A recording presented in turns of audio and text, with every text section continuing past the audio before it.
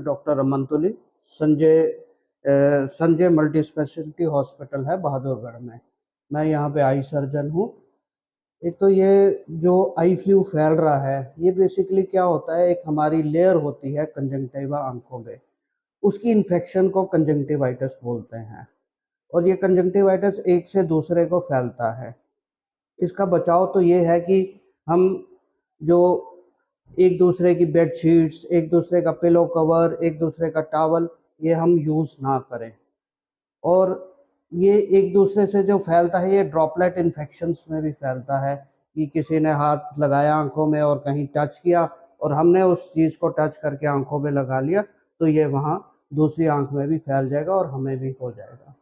इसका प्रिवेंशन है कि हम बेसिकली अपनी लिड की हाइजीन, साफ सफाई, आंखों को बेसिकली वॉश नहीं करना। लोगों की गलत धारणा है कि आंखों को वॉश करते रहना बार बार। हम कोल्ड कंप्रेसेस कर सकते हैं, ठंडे पानी का गीली पट्टी से सेक कर सकते हैं, पर आंखों को वॉश करना, क्योंकि वाटर की क्वालिटी भी जो होती है वो बहुत अच्छी नहीं होती है, तो आंखों में इन्फेक्शन और फैलने का खतरा होता है। ये बेसिकली एक वायरल इन्फेक्शन है जो एक से दूसरे को बड़ी तेजी से फैल रहा है। तो लोगों की धारणा है कि ये किसी केमिस्ट के पास जाके दवाई ले लो। तो यूजली क्या होता है कि लोग जो है, केमिस्ट जो है, कोई स्टीरॉयड दे देते हैं। तो जब वो स्टीरॉयड दे देते हैं तो जो हमारा स्प्रेड होता है वायरस का, वो बहुत जल्दी जल्दी होता है और एक दूसरे से और भी ज़्यादा फैल जाता है। तो सिर्फ डॉक्टर की कंसल्टेशन से हमें जो दवाइयाँ लेनी है, सिर्फ डॉक्टर की कंसल्टेशन और डॉक्टर को दिखा के ही लेनी है। हमें इसमें यूजली एंटीबायोटिक्स का रोल है।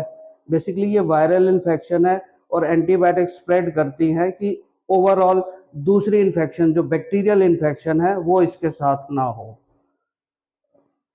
इसमें जो है हमें टॉवल्स, जो दूसरे की चीज़ है, और बेसिकली क्या होता है कि जो चश्मा एक हमें काला लगा के रखना पड़ता है, क्योंकि पेशेंट को बड़ी दिक्कत होती है, धूप में जाता है, चौंध लगती है, और जब वो चौंध लगती है तो वो काला जो चश्मा लगाता है, उसमें उससे क्या होता है कि एक तो बार बार वो आंखों पे हाथ नहीं लगाता है, हाथ नहीं लगाएगा, और फिर हाथ नहीं लगाएगा, कहीं और टच नहीं करेगा, तो दूसरों को एक बैरियर की तरह वो एक चश्मा जो है इस्तेमाल हो जाता है। दूसरों का स्प्रेड जो है इतनी जल्दी नहीं होता है। तो बेसिकली ये रोकथाम है। और आंखों को एक लुब्रिकेंट आई ड्रॉप्स, रात को एक मलहम लगा के सो ले, ताकि जो बहुत ज़्यादा स्वेलिंग आती है वो स्वेलिंग रिड्यूस हो जाती है। और एंटीबायोटिक ड्रॉप्स हैं और लुब्रिकेंट, इन तीनों चीज़ों का इस्तेमाल करना चाहिए। ठंडे पानी का सेक बहुत इम्पोर्टेंट है, उससे काफ़ी हद तक पेशेंट को थोड़ा सूदिंग इफ़ेक्ट मिलता है।